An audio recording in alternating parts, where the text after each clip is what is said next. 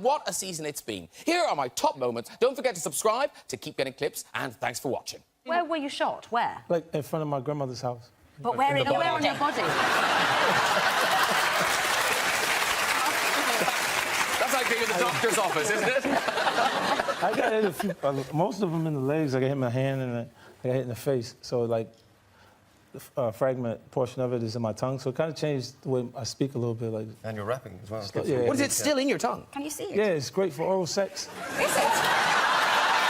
wow. Okay, I didn't hear that. Good to know. Make sure you keep that bit in the show. Yeah. Let me just make a note of that. You've written the songs that are really hard to sing, and they're big anthems, all of them. And so, can you ever tour an album? Yeah, you just do it. You do it down. Actually, Adele gave me a top tip. She was like, "Yeah, whenever you can't hit the high note, you're like la la la." So, Brooklyn put this picture up on Instagram, and he put on it, rocking the old school Ralph Lauren. And look at that, he's got 317,000 likes. Okay, so that, you know, cool in his Ralph Lauren. And you scroll through the comments, you know, oh yeah, whatever, blah blah, I want to blah blah blah. Get down to this one, and Mr. David Beckham, that's my jumper. It only happens on this programme, honestly. Oh, yeah, I can feel it. This is him. It's a little video he posted on Instagram to really boast about the number of his followers. Here we go. So it's my mum's birthday today. Okay, I just reached 1 million followers.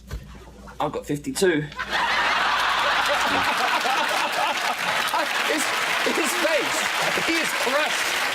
I have trouble remembering lyrics just in general. I remember jams, I remember the tunes. Right. But do you remember the one that you did that goes like, it's just you singing and piano, and it's like, You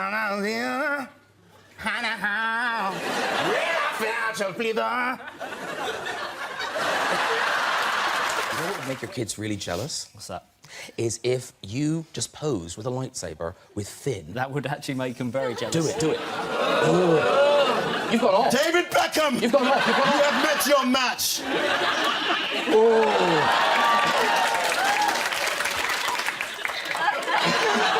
I just wanted to meet you, mate. When Benedict became famous, one of the first things that happened was his like, this is so random, that his fans decided that he looked very like an otter. Are you aware of this? I'm sorry? This is an opportunity for myself and Johnny to channel our inner otter. This is a nice 3-shot. If you lean in, I'll lean in. Yeah, exactly. OK, I'll lean in. Oh, to me? Yes, you're in the middle. You're in the middle. Wait, what's the face on the other? OK. But wasn't there a moment when you kind of knew the Voldemort look was working, when you were on set? And you met her? Yeah, I passed by the script supervisor, had a little boy who was on set. His son, maybe? Her son, I think, for 5 years old. Anyway, I passed by this little child. I just looked at this boy. He just burst into tears. Isn't that amazing? That is genius. That is genius. You always wanted to do something. But it's just, there's something, I don't know, there's something about it that makes me want to kind of do this. Don't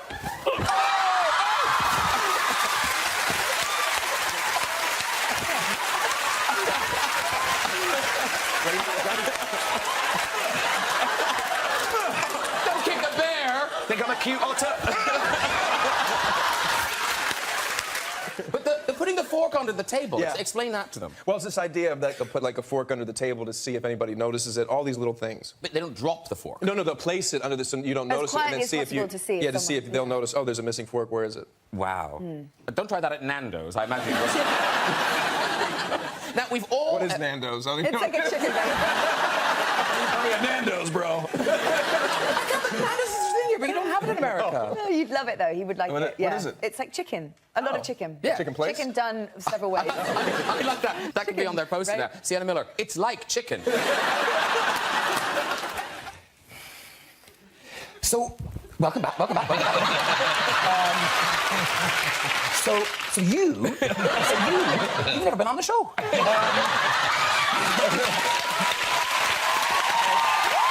You know the famous quiz episode when the girls lose the apartment? Yes, I remember that the quiz. episode, Okay. yes. So, what the guys wanted you to do was see if you could remember the answers to the Chandler questions in the quiz. If you can't, Gemma Arterton's right on it.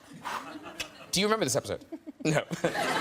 Miriam, no hope. So, only don't shout out till Matthew can't get it, but feel free to shout out if you can then get it. The pressure is on. Okay, here we go. According to Chandler, what phenomenon scares the bejesus out of him? Oh, that's Michael Flatley, Lord of the Dance. You are correct. Yes, well done. Okay. Countless elevator rides. I'll be in the elevator, and a mother and child will get on, and the mother will say, "It's Woody!" And it's Woody! And the kid's going, and then the mother tries to explain, no, the voice is recorded. And the actor who is the voice, this is the actor. The kids just don't get it at all.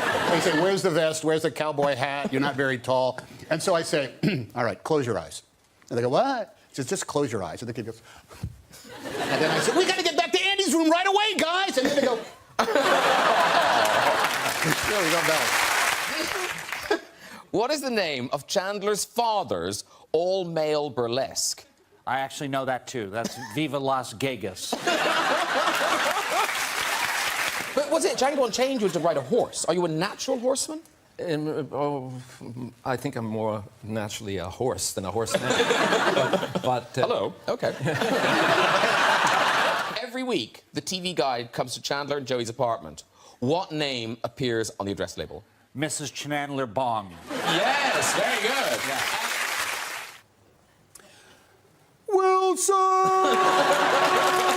They yell a lot of Wilson. You and Kelly were kind of looking for love. Yeah, and then we noticed Justin Bieber was sitting 2 rows behind us. And we thought, you know what, Valentine's Day is coming up. We're both single. Let's just make a play for him. Like, at first we thought it would be funny, but then it actually worked. And we sent Justin a note through our bodyguard. I think we've got the note. Oh, really?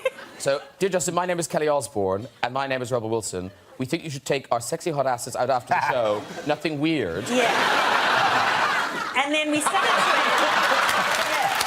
How did he do that? He ticked yes. As you can see from Exhibit A, it is ticked 7 times, yes? Yes. We hung out all night. Oh, did you? Here you are. Because I think most girls meet Justin and be like, ah, and be a bit pathetic. But, like, I meet him and just was like, hey, what's up? I had a really good game. Yeah, I was quite proud of myself. He still looks quite nervous. Well, no. That was just because I was holding his balls. The night I won my... Oh, I don't want to talk about that night. I had a whole meltdown. Okay. That sounds riveting. It was a series of things. It was like a birth control confusion, so I was like hormonal. I fell on my face. I forgot to thank the director. So I was just like, what does it all mean? Nothing! I came home crying, and then my friend was like, ordered the wrong pizza. It wasn't thin crust, it was thick crust. I was just like... You created the Blue Story. So how do you do it? It's a 6-part process that starts really, first of all, with the thought, the inception of it, and secondly, it's starting to feel it in the lower part of your body, and then allowing it to come up, and then really pushing through from the diaphragm up through the throat, and then out through the nose, without thinking at all. You just have to clear your mind. That's probably the biggest thing. And is it a pout or is it a jaw? It's a combination of it's really it's not even the result, like what you're doing with your face, it's what you're thinking. Okay. Which is just like, okay, take it already. And Kevin, do your kids, do they aspire to be a performer like you? Oh, yeah, I'm in trouble. My kids are just like me. They're cut. It's scary. It's so scary. Now, my son is a little slower. My daughter is just like me. I can't. It's my son. I catch my son doing some of the stupid stuff. Son, why you licking that wall? Lick the wall, boy. I'm just playing. No, you're not playing licking the wall, son. Daisy, you get to use your lovely English voice. I do. Throughout. I do. John, not so much. No. I have an American accent in it. Do it. He's so good. No, it's incredible. Your accent is so good. Oh, thank you. I mean, I tried it in the British, but it didn't work out. I'm a stormtrooper. I'm an air savior. Didn't work out. Did you do it on screen? Yes. And JJ was just like, John, I don't think it's right. It's not right. So let's go with American. But what if you hadn't been able to do American? Then I would have been pissed. You did the voiceovers for some of the trailers. You did the, I did. Yeah, the voiceover guy. Yeah, exactly. Yeah, I love that stuff. I do it at home all the time. Drives my wife nuts. It's it's that voice that in a world divided by fear, one man must stand alone. Will Smith, Ryan Reynolds, Catherine Zeta-Jones, Dobie Jones, in Graham Norton's pants rated R. That's my ringtone. Benedict Cumberbatch, wherever you go, you have very ardent fans. Or good. You said I do. Oh, yeah. I said I do. Yeah, you did. By the medium of a gin and tonic, I said I do, yes. And somebody saw Benedict on location in Boston, and we've got a picture of you on set that day. And so she saw Benedict and immediately rushed home and went on to Reddit. And she goes, I saw Boston Batch, because that's your name in Boston. Yes, it's an adaptable surname. Yes, I saw Boston Batch this morning. Bury me in a Y-shaped coffin, for I am deaded. So she writes, bitches, he is fine. He was wearing the blue hat, a dark blue polo shirt. The grey pants and the white shoes. He's taller than I thought. I suspected he was about 5'11", want to be 6 footer, but no, he's 6 foot tall. And ripped. Like, really much more muscly than I was expecting. Those arms, that ass. And the arm veins were in full effect, popping. There's not an ounce of fat on that man. It's all muscle, sinew, and wholesome goodness. And the hat looks better in real life, too. But the What's wrong with the hat? No, the last paragraph is there where you just kind of think, whoa. I couldn't smell him. I really tried. He was so close that had he been wearing cologne, I think I would have been able to tell. Just the lightest cumber musk in the Boston sunshine. Are you getting it, Ronnie? Cumber musk. Usually, I was growing my mustache out for Anchorman 2 and coaching on the sideline, and the opposing coach was like, you look familiar. And I go, yeah. And are you that actor? I'm like, I think so. And he said, is that mustache real? I said, yes. Why would I be wearing a fake mustache at a kid's soccer game? It's happened. Honey, hold on. I got to put my fake mustache on so that I'm unrecognizable. No, but I feel, though, Colin, sometimes you... I feel too, Graham. You fight your own beauty. You fight your beauty, and you often use the medium of hair to fight your own beauty. I've had some of the worst hairdos in film. You really have? Yeah, no, genuinely. Like, if Empire Magazine did top 10 worst hairdos in film, I'm definitely 3 of those. Sometimes they're intentional. Like, Horrible Bosses is intentional, and that's... Oh, yeah. That wasn't one of the 3 I was talking about. But a movie I love, Home at the End of the World. Oh, thanks. It's just such a good movie, and you're so good in it. However... That's had to be hampered, I feel. Oh, yeah, that's bad. Wow. I mean, that's a testament to what a mess I was at the time that I actually stood in front of a camera with that on my head. I believe I've gone to dinner with her. You know that thing where some people make a list of famous people that they're allowed to have sex with if they meet them? Oh, the free pass. The free pass, right? Yeah. She called it an allowance.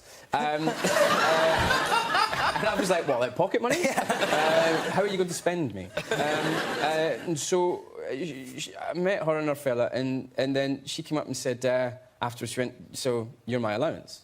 And I was like, I beg your, excuse me? And she went, you know, he's cool with it, and you're my thing. And I was like, He's not cool with it, by the way. Yeah.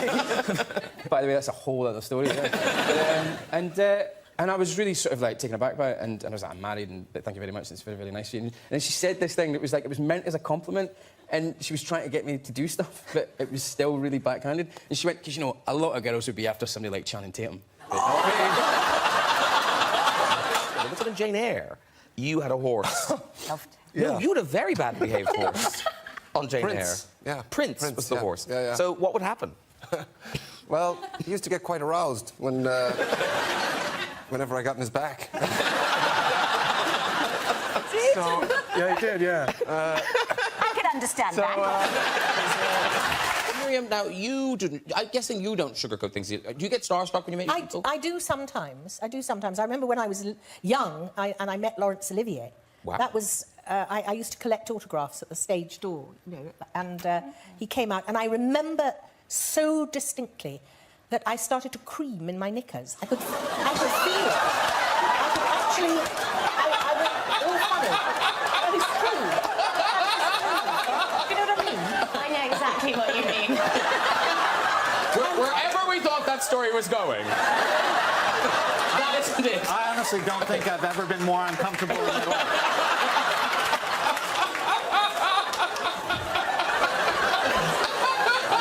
I think that's the worst moment of my life. Oh, dear. It can only get better. So. Well, that's a lovely story, Miriam. Thank you for sharing. I think that's in the compilation. That's great.